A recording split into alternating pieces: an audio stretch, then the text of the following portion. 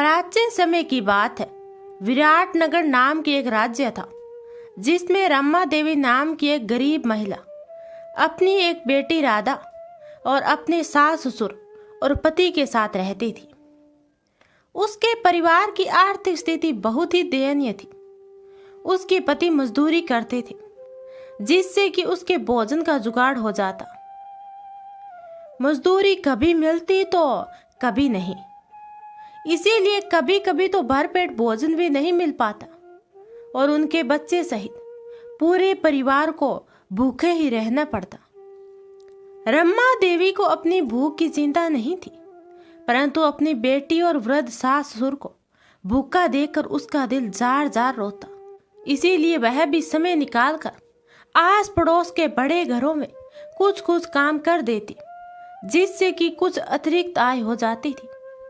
वह जंगल से लकड़ियां चुनकर लाती, पत्ते चुनकर लाती, जंगली फल कंदमूल भी लेकर आती, कुछ बेचती और कुछ अपने घर में काम में लाती।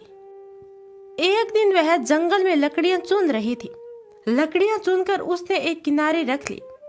उसके बाद वह फल और कंदमूल की तलाश करने लगी, जिससे वह अपने परिवार के भोजन के काम चला सकती थी। उसने ले जाने के लिए फल और कंदमूल इकट्ठा किया और गंठर बांध लिए। अब वह कुछ औषधियों वाले पौधों से पत्तियों और जड़ इकट्ठे कर रही थी, जिससे वह वैद्य जी को देती तो वह उसके बदले में उसे अनाज तो दे देते थे, और साथ ही यदि उसके परिवार में कोई बीमार होता तो उसकी चिकित्सा भी वह बिना कुछ भी परिश्रम लिए करते थे। उन्हें दवा भी अपने पास से ही देते थे। इसीलिए वह जब भी वन में आती तो औषधीय पौधों से जड़ी पत्ते और बूंटे इकट्ठा करना नहीं भूलती थी वैद्य जी को देने के लिए। जड़ी बूंटियों को खोजते खोजते वह थोड़ी दूर निकल गई। तभी अचानक उनकी दृष्टि एक पेड़ के नीचे सो रहे एक युवक पर पड़ी। उसे आश्चर्य हुआ, इस प्रकार राजसी परिधान में यह अकेला युवक यहाँ क्यों सोया हुआ है। वह थोड़ी हिचकिचाती हुई उस युवक के पास गई। उसे उसकी स्थिति देखकर ऐसा लग रहा था जैसे वह सामान्य नींद में नहीं, उसे कोई समस्या है। उसने उसे स्पर्श कर उठाना चाहा, परंतु वह यूं ही पड़ा रहा। तब उसने उसे कुछ अधिक जोर से हिलाया और कहा, क्या बात है बाबू, अकेले जंगल में आप क्यों सो रही हैं? परंतु वह अब भी यूं ही पड़ा रहा। अब वह बहुत ही घबरा गई। उसने युवक के नाक के पास हाथ रखा। सांस तो अच्छी चल रही थी। फिर उसका मुंह खोल कर देखा तो उसके दांत लगा जैसे दांत के ऊपर दांत जमा हुआ है, अर्थात वह युवक बेहोश था। वह कैसे वहां पर आया यह वह नहीं समझ पा रही थी। वह घबरा गई। उसने अपने पास चुने हुए औषधियों पत्तों में से एक पत्ता निकाला। वैद्य जी की कृपा से थोड़ा बहुत उसे वैदिक ज्ञान हो गया था। इसके आधार पर उसने एक पत्ता चुनकर निकाला और उसे अपने हाथ पर मसलकर उसका रस उस युवक के मुंह में डाल दिया। साथ ही पास ही के सरोवर से अपने आंचल को भिगा कर लाए और एक पत्ते को मोड़कर उसमें भी पानी ले आए। उस पानी का छींटा उसके मुंह और चेहरे पर डाला और अपने भिगे हुए आंचल को उसके हाथ पांव को अच्छी तरह से सहलाया। थोड़ी देर बाद युवक ने आंखें खोल दी। रमा देवी को देखकर वह चौंक कर उठा और पूछा, आप कौन है और इस घने जंगल में कहां से आए? रमा देवी ने कहा, वही तो मैं आपसे भी पूछना चाहती थी। आपके कपड़े देखकर मुझे ऐसा लग रहा है कि आप किसी बड़े परिवार के दीपक हैं, परंतु इस घने जंगल में इस तरह के अकेले कैसे आए और आप बेहोश पड़े हुए थे? ऐसा कैसे हुआ? क्या हुआ था आपके साथ? युवक ने कहा, मेरा नाम सुमेर सिंह है। मैं विराटनगर राज्य का राजकुमार हूँ। मैं यहाँ भ्रमण और शिकार के लिए अपने दोस्तों के साथ आया था, परंतु एक हिरण के पीछे लगकर मैं रास्ता भटक गया। मेरे साथी भी पीछे छूट गए और मुझे प्यास लगी थी। मैं पानी की तलाश में इधर उधर घूम रहा था। मेरा घोड़ा भी भूख प्यास से बेचैन था, तो घोड़े को खाने के लिए कुछ पत्ते तोड़कर देकर मैंने एक जगह बांध दिया था और मैं समय पानी की तलाश में भटक रहा था। मुझे रास्ता भी नहीं मिल रहा था और पानी भी नहीं मिल रहा था। मेरे साथी भी कहीं दूर छूट गए थे, शायद वह भी मुझे खोज रहे होंगे। और इस प्रकार भटकते भटकते मैं न जाने कब यहाँ गिर गया। उसके बाद क्या हुआ मुझे कुछ नहीं पता। मेरा घोड़ा कहाँ है और मेरे साथी मित्र कहाँ हैं यह भी मुझे नहीं पता। परंतु मैं यदि बेहोश था तो होश में कैसे आया? रमा देवी ने कहा, मैं यहाँ कुछ औषधीय पत्ते एकत्रित करते करते आई थी जो मैं वैद्य जी को देती हूँ। वैद्य जी के सहयोग से मुझे थोड़ा बहुत औषधीय ज्ञान है, इसीलिए मैंने आपको बेहोश देखकर एक औषधीय पत्र को मसलकर आपके मुंह में डाला था। क्योंकि आप बेहोश थे तो फिर सरोवर पास ही था, वहां से पानी लाकर आपके ऊपर छिंटा मारा और आपके हाथ पैर को भी भीगे हुए आंचल से सहलाया, तब आप होश में आ गए। मुझे खुशी है कि मेरे देश के राजकुमार के लिए मैं कुछ कर पाई। मैं आपके देश की ही एक जनता हूँ। सुमेर सिंह ने कहा, क्या मैं आपको माँ कह सकता हूँ? मेरी माँ जिस तरह से मेरी सेवा करती है आपने बिल्कुल उसी तरह मेरी चिंता की, मेरी सेवा की और आप ही के कारण मैं स्वस्थ हो पाए। इसीलिए मुझे अनुमति दीजिए कि मैं आपको माँ कह सकूं। रमा देवी ने कहा, मैं भला किस योग्य हूँ? मैं तो एक साधारण सी मजदूर महिला हूँ। यदि आप सा राजकुमार मुझे माँ कहे तो यह तो मेरे लिए सौभाग्य की बात है, परंतु आपके लिए तो यह बात ठीक नहीं होगी। आपकी जगनसाई हो जाएगी यदि आप एक गरीब मजदूर महिला को माँ कहे।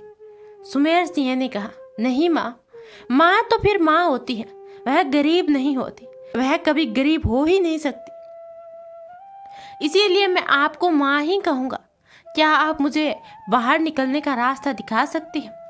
रमा देवी ने कहा, क्यों नहीं, पहले तो आपके घोड़े को तलाश कर लूं। मैं आपके घोड़ों को तलाश करके लाती हूँ।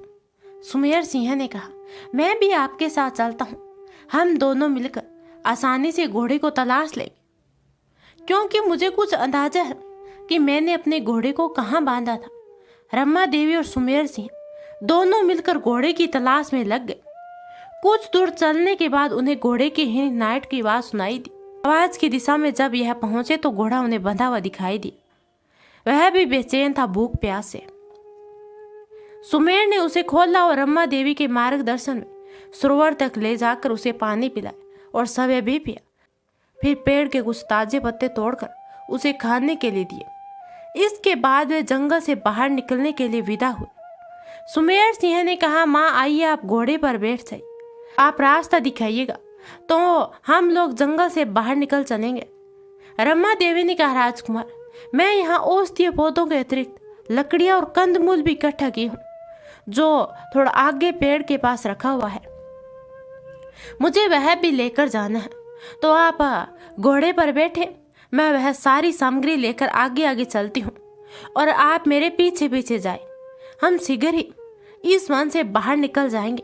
सुमेर सिंह उसके पीछे पीछे चलने लगा घोड़े पर बैठकर। जहां लकड़ियों और कंदमूल फल इकट्ठा करके रखी थी, रमा देवी ने वहां पहुंचने के बाद उसने कहा, माँ, इतनी सामग्री लेकर आप पैदल कैसे जा सकेंगे? ऐसा करते हैं कि यह सारी सामग्री हम घोड़े पर रख लेते हैं और हम आप दोनों पैदल चलते हैं। रमा देवी के बहुत समझाने पर भी सुमेर नहीं माना और वह घोड़े से उतरकर सारी लकड़ियां, फल और कंदमूल की गंठरी को घोड़े पर रख लिया और सब एक घोड़े की रास पकड़े रमा देवी के साथ साथ चलने लगा। रमा देवी और सुमेर सिंह दोनों साथ साथ चलते चलते जंगल से बाहर निकलकर नगर की सीमा में प्रवेश करते हैं और वहां भी पैदल चलते हुए आगे की ओर बढ़ते हैं। रमा देवी ने राजकुमार से कहा, राजकुमार, अब आप नगर की सीमा में प्रवेश कर चुके हैं। यहाँ से आपको राजमहल का रास्ता पता ही होगा। अब आपको जाने में कोई परेशानी नहीं होगी। सुमेर सिंह ने कहा, हाँ माँ, मुझे जाने में कोई परेशानी भी नहीं होगी, लेकिन मैं आपको आपके घर तक छोड़ने के बाद ही जाऊंगा। रमा देवी ने कहा, राजकुमार, मैं जा सकती हूँ अपने घर। सुमेर सिंह ने कहा, नहीं माँ, इतना सामान है, इसे आप कैसे लेकर जा सकती हैं? इसीलिए मैं बिना आपको आपके घर छोड़े नहीं जाऊंगा। राजकुमार की जिद के आगे रमा देवी नतमस्तक हो गई और राजकुमार उसके साथ साथ चलते हुए उसके घर तक पहुंचे। आसपास जाने वाले सारे राही और नगर के कुछ लोग आश्चर्यचकित थे कि राजसी वस्त्रधारी कुमार रमा देवी जैसे गरीब महिला के साथ पैदल चलकर जा रहे हैं, ऐसा क्यों? परंतु किसी को कुछ भी पूछने की हिम्मत ना हुई। अपने घर पहुंचकर रम्मा देवी ने राजकुमार को बैठने के लिए आसन दिया। राजकुमार ने कहा, माँ आप घर तक पहुंच गई हैं, अब हमें जाने की आज्ञा दे।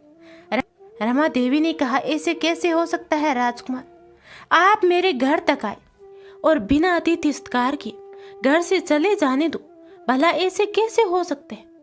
आप राजकुमार हैं परंतु मेरे अतिथि हैं आज, और अतिथि को बिना सत्कार किए वापस भेजना हमारी परंपरा के विरुद्ध है। वैसे भी आपने मुझे माँ कहा है, मुझे पता है कि आप जाने कितनी देर से कुछ भी नहीं खाकर भूखे हैं। आपने वन में सिर्फ सरोवर का जल ग्रहण किया था, कुछ भी खाया नहीं था, तो मैं बिना कुछ खिलाए आपको जाने नहीं दे सकती। इस बार राजकुमार रम्मा देवी के जिद और स्नेह के आगे नतमस्तक थे। रम्मा देवी की बेटी ने पानी देकर उन्हें हाथ मुंह धुलवाया, फिर बैठाकर वन से लाए गए फल राजकुमार को भोग लगाने के लिए दिया और कहा कि राजकुमार तब तक आप इसे ग्रहण करें जब तक मैं भोजन तैयार करती हूँ।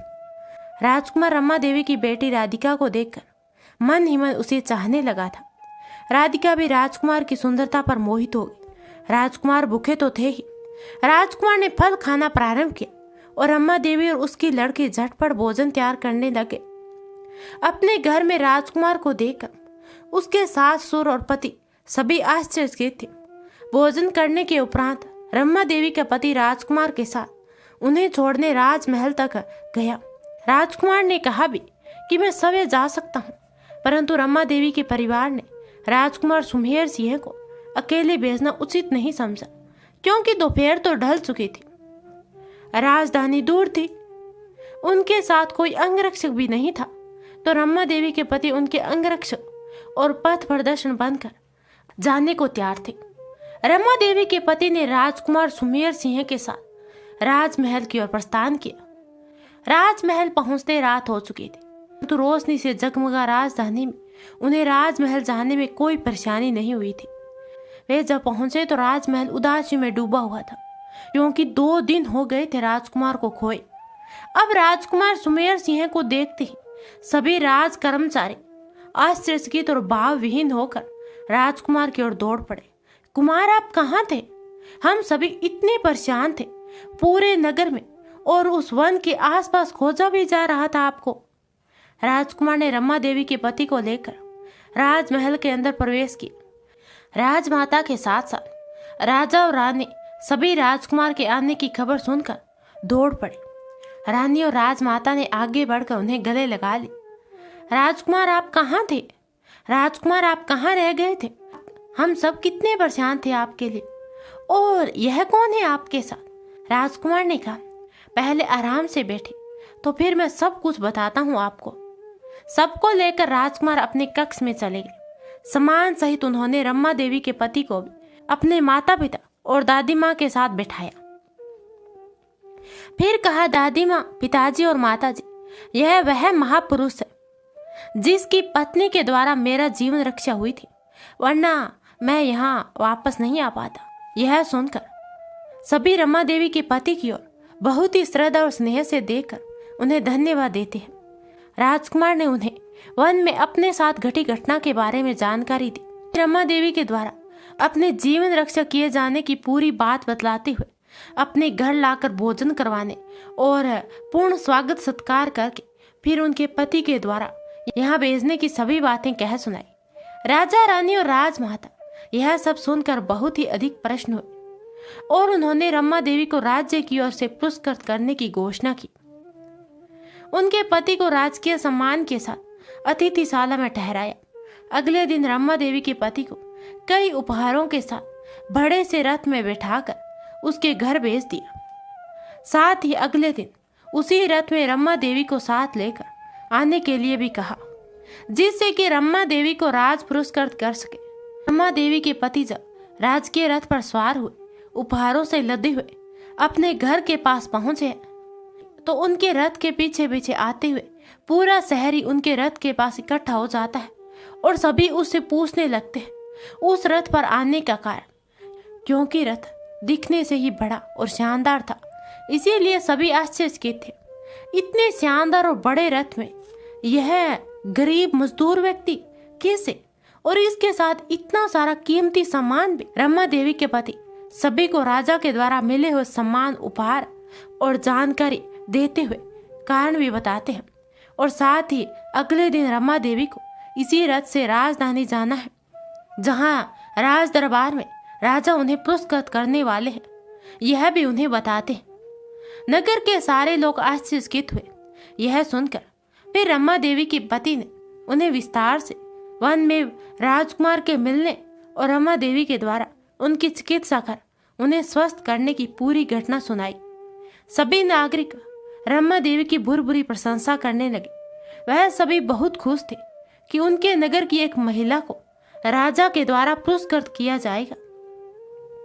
रथ के साथ सारथी को भी सम्मान सहित रमा देवी के घर में स्थान मिला, और सारथी को रमा देवी के पूरे परिवार ने ईश्वर के समान प्रेम और श्रद्धा से अपना आतिथ्य प्रदान किया।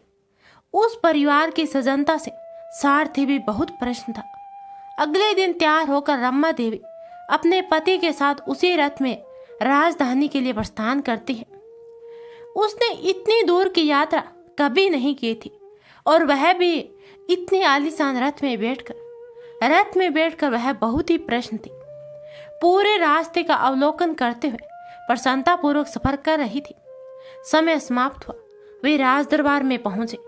राजदरबार में पहुंचने के बाद राजा ने सभी उठकर रमा देवी का स्वागत किया और उन्हें उचित आसन प्रदान किया। इसके बाद राजा ने रमा देवी की उनकी चिकित्सा ज्ञान और मनुष्य मात्र की भलाई करने की उनकी भावना के संबंध में राजा ने राज दरबार को जानकारी दी।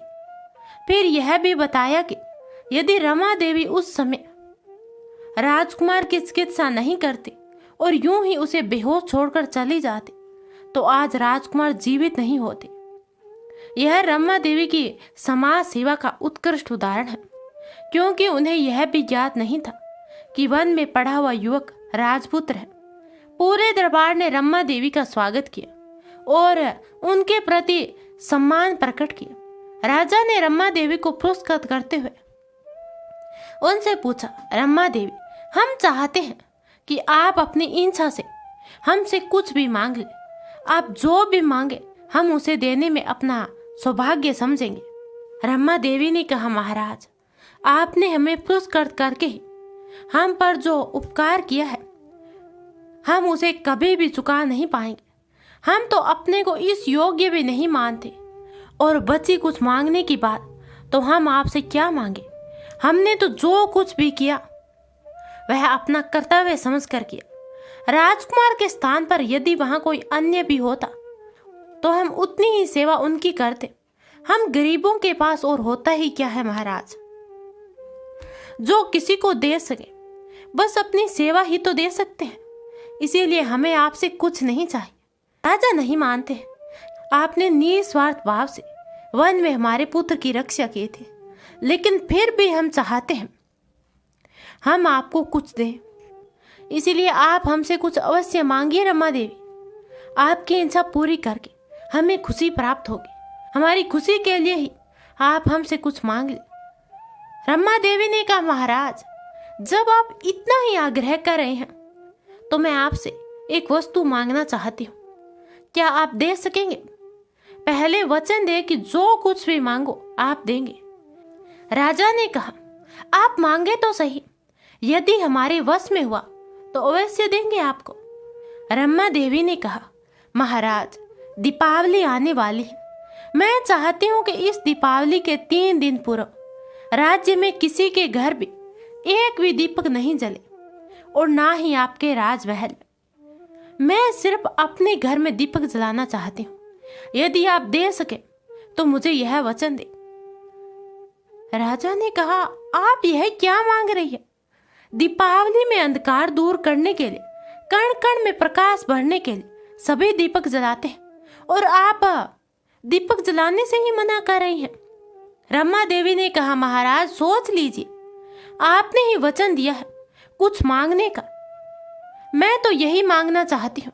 यदि आप दे सकते हैं तो मुझे यह वचन दीजिए कि इस दीपावली के 3 दिन धनतेरस, रूप चतुर्थी और दीपावली को सिर्फ मेरे घर में दीपक जलेगा, पूरे राज्य में और कहीं भी नहीं जलेगा। यदि नहीं दे सकते तो कोई बात नहीं, मैं मान लूंगी कि आपने मेरी इच्छा को पूछ कर भी पूरी नहीं की। रमा देवी की यह अनोखी इच्छा सुनकर उनके पति भी आश्चर्यचकित थे। उन्हें समझ में नहीं आ रहा था कि आखिर यह मांग क्या रही है और क्यों, जबकि राजा से यदि वह चाहती तो अतुल संपत्ति मांग सकती थी, परंतु यह सब छोड़कर यह कैसी मांग रख रही है। परंतु वह खामोश ही रहे, क्योंकि यह समारोह उनके लिए नहीं, उनकी पत्नी रमा देवी के लिए था। उनके यहाँ सम्मानित उपस्थिति सिर्फ और सिर्फ रमा देवी की पति होने के नाते थी, इसीलिए वह पूरी तरह से मौन ही रहे। राजा ने कहा, आपकी यही इच्छा है तो हम आपको वचन देते हैं कि इस दीपावली के पूरे राज्य में आपके घर के अतिरिक्त कहीं भी दीपक नहीं जलेगा, हमारे राजमहल में भी नहीं, किसी भी मंत्री अथवा राज्य कर्मचारी के घर में भी नहीं, और ना ही राज्य के किसी घर में। हम अभी घोषणा कर देते हैं, दीपावली के 3 दिन कोई भी अपने घर में दीपक नहीं जलाए, सिर्फ रमा देवी के घर में ही दीपक जलेगा। वह जितने चाहे उतने दीपक जला सकती है, से संपूर्ण राज्य अंधकार में रहेगा। यह कहते हुए राजा ने सभा में घोषणा कर दी। यह घोषणा करते हुए उन्होंने अपने मंत्रियों को इसकी मुनादी पूरे राज्य में करवा देने और यह सुनिश्चित करने का निर्देश दिया कि राजाज्ञा का पालन अवश्य हो। रमा देवी राजा से यह वचन पाकर प्रसन्नचित अपने अन्य पुरस्कार उपहारों के साथ राजकीय रथ में सवार हो वापस अपने घर लौट गए। रमा देवी और उसका पूरा परिवार मिलकर दीपावली की तैयारियां करते हैं। इस बार वह बहुत खुश थी, क्योंकि उन्हें पुरस्कृत भी किया गया था और राजा से वचन भी मिला था कि पूरे राज्य में किसी के घर में दिया नहीं जलाया जाएगा दीपावली के 3 दिन। परंतु रमा देवी के परिवारजन उसकी इस मांग पर आश्चर्यचकित थे कि उन्होंने ऐसी मांग क्यों की। पूरे राज्य में अंधकार रहने से कितना बुरा लगेगा, उसमें भी दीपावली के दिन, यहाँ तक कि राजमहल में भी अंधेरा रहेगा। इधर राजा ने अपने वचन का पालन किया और पूरे राज्य में मुनादी करवा दी, सबके घर अंधेरे में रहेंगे। पूरे राज्य के लोग आश्चर्यचकित थे राजा की इस घोषणा से, परंतु राजाज्ञा थी, इसीलिए पालन सबको करना था और सबने इसका पालन किया भी। चर्चे तो बहुत हुए, हर गली नुक्कड़ चौराहे पर राजा की इस घोषणा का विरोध भी हुआ, परंतु किसी का विरोध काम नहीं आया और राजाज्ञा का पालन करना पड़ा। रमा देवी के परिजनों ने उनसे जानने का बहुत प्रयास किया कि आखिर उनकी इस मांग के पीछे क्या कारण है, परंतु उन्होंने कुछ नहीं बतलाया और प्रतीक्षा करने की सलाह सबको दिया। सभी उत्सुकता से दीपावली के दिन की प्रतीक्षा करने लगे। आज दीपावली का पहला दिन था, अर्थात धनतेरस का। दिन भर तो राज्य में बहुत रौनक रहा, परंतु शाम होते ही सारा रौनक समाप्त हो गया, क्योंकि अंधेरा छाया था पूरे क्षेत्र में। रोशनी किसी को करना ही नहीं था, एक भी दीपक नहीं जला था। इसीलिए सभी दुकान से लेकर हर घर मकान सब कुछ बंद था, सभी अंधेरे में बंद थे। रमा देवी के घर के अंदर बाहर सभी तरफ दिए जल रहे थे, जगमग रोशनी चमक रही थी। रमा देवी भी अपने घर में थी। शाम हुई, फिर थोड़ी रात भी आगे बढ़ी। अचानक रमा देवी के दरवाजे पर छम छम की आवाज आई और दरवाजा खटखटाया। रमा देवी की सासू माँ दरवाजा खोलने के लिए जाने लगी तो उन्होंने हाथ बढ़ाकर उन्हें रोक दिया और भीतर से ही पूछा, कौन है? बाहर से आवाज है, मैं लक्ष्मी, दरवाजा खोलो और मुझे अंदर आने दो, मैं तुम्हारे घर में आना चाहती हूँ। रमा देवी ने पूछा, बेटी बनकर आई हो या बहू बनकर? बाहर से आवाज आई, रमा देवी, बेटी बनकर, फिर वापस लौट जाओ, यदि बहू बनकर आओगे तभी प्रवेश मिलेगा। इसके बाद बाहर शांति छा गई। इसके बाद तो रमा देवी के घर में तो खुसुर फुसुर होने लगी। उनके सास सुरपति सभी पूछने लगे, आखिर इस बात का क्या मतलब है? अरे लक्ष्मी जिस रूप में आए उनका स्वागत करना चाहिए, हम इतने गरीब हैं कि अक्सर 2 समय का भरपेट भोजन नहीं मिलता और तुमने लक्ष्मी को बाहर से ही लौटा दिया। परंतु रमा देवी ने उन्हें शांत किया। बेटियां तो ससुराल चली जाती हैं, पर बहुएं हमेशा यहीं रह जाती हैं। इसीलिए मैंने उन्हें बहू के रूप में आने के लिए कहा है। जब तक लक्ष्मी बहू बनकर नहीं आएगी, हम उन्हें प्रवेश नहीं देंगे। रमा देवी के कहने पर सभी शांत होकर ही उनके क्रियाकलापों को देखने के लिए तैयार हो गए थे। परंतु उनकी सासू माँ को अब भी मन में कुछ शंका थी। इसलिए उन्होंने पुनः पूछा, यदि बहू बनकर नहीं आई तो? रमा देवी ने कहा, फिर हम सोचेंगे।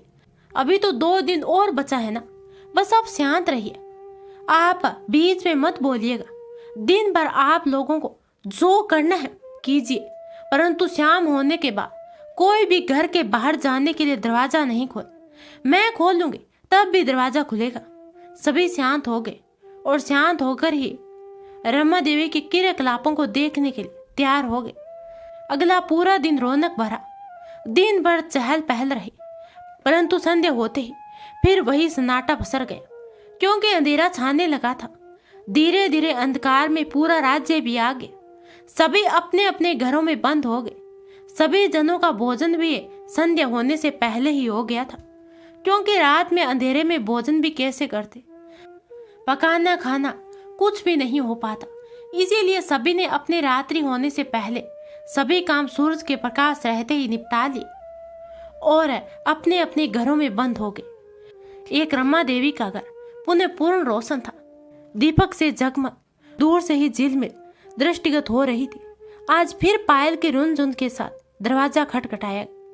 इस बार रमा देवी के परिवार के किसी भी व्यक्ति ने पूछने या दरवाजा खोलने के लिए जाने का प्रयास नहीं किया।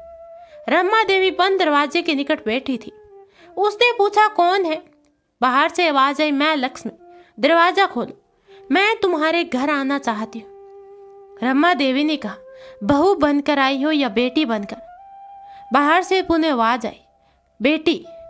मैं तुम्हारी प्यारी प्यारी बेटी बनकर रहूंगी। मुझे अपनी बेटी बनाकर रखना। रमा देवी ने कहा, नहीं, तुम वापस लौट जाओ। यदि बहू बनकर आओगे तभी तुम्हें प्रवेश मिलेगा, अन्यथा नहीं। और बाहर से आती आवाज पुनः बंद हो गई। आज रमा देवी से किसी ने कोई प्रश्न नहीं पूछा। अगला दिन दीपावली का था। राज्य में सब लोगों ने दीप के साथ ही पूजा उपासना करके भोजन कर लिया था, और जिनका छूटा उनका रह ही गया था। उनके अंधेरे में कैसे करते कुछ भी। संध्या होने के बाद पूरे राज्य में अंधेरा छा गया। बस एक जगह रोशनी फैली हुई थी, वह था रमा देवी का घर। दीपों के रोशन जगमग जगमग। दीपावली वही तो थी। आज फिर पायल के रुनझुन के साथ रमा देवी का दरवाजा खटखटाया गया। रमा देवी ने पुनः वही सवाल पूछा, कौन है? बाहर से पुनः आवाज आई, मैं लक्ष्मी। दरवाजा खोलो, मैं तुम्हारे घर आना चाहती हूँ। और रमा देवी का प्रश्न फिर आज वही था, बहू बनकर आई हो या बेटी बनकर? इस बार बाहर से आवाज आई, ना बहू बनकर आई हो और ना ही बेटी, क्योंकि मैं जानती हूँ बेटी बनकर आऊंगी तो तुम्हारा दरवाजा खुलेगा नहीं।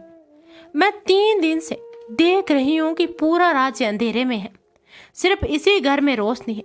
अब मुझे तो इस घर में आना ही है, तो जिस भी रूप में तुम मुझे स्वीकार करोगे उसी रूप में आई हूँ। मैं बहू के रूप में आई हूँ। अब रमा देवी ने झट से आगे बढ़कर दरवाजा खोल दिया और द्वार पर खड़ी 16 श्रृंगार युक्त सजी धजी लक्ष्मी के चरणों में सिर नवाकर उन्हें सादर अपने घर में प्रवेश कराया और कहा, माँ, आपका स्वागत है। मुझसे जो भी भूल हुई है उसे क्षमा करें। अपनी नादान पुत्री मानकर हम कठिन परिश्रम करते हैं, पूरा परिवार मिलकर, फिर भी 2 समय का भोजन भी जुगाड़ नहीं कर पाते।